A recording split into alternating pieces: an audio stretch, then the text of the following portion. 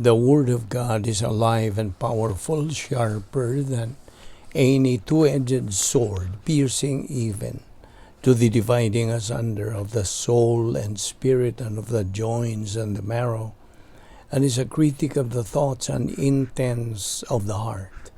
All Scripture is God-breathed and is profitable for doctrine, for reproof, for correction, for instruction in righteousness, that the man of God might be mature, thoroughly furnished unto all good works.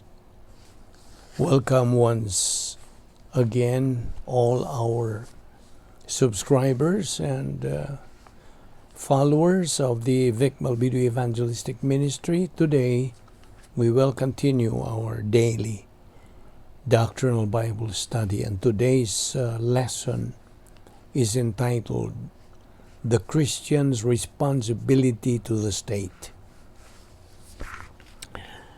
In the unsettled times in which we live, it is the grave responsibility of every believer to advance to maturity.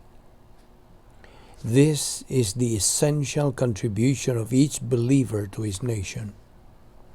Perhaps you have heard speakers or read books or articles on our declining momentum as a nation.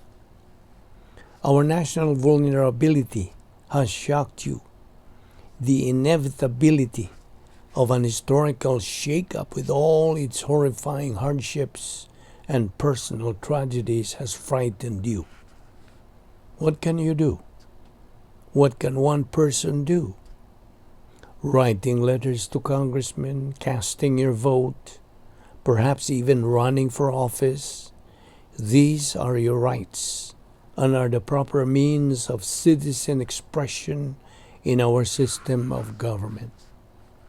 But you have written repeatedly, and still the trends of evil have not turned around.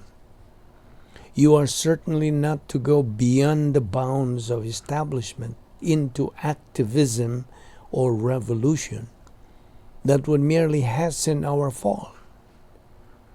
Our job is to get into the eye of the rapidly intensifying storm and stay there. Stay there, but keep on keeping on in your spiritual momentum. Stay in the pivot. You do so because you are consistently positive and daily persevering in the Word of God. But always be aware that it is every Christian's responsibility to obey and respect the laws of divine establishment or the state. Every mature believer is a witness for Christ to unbelievers in the nation, both by word of mouth and from the magnetism of his spiritual life.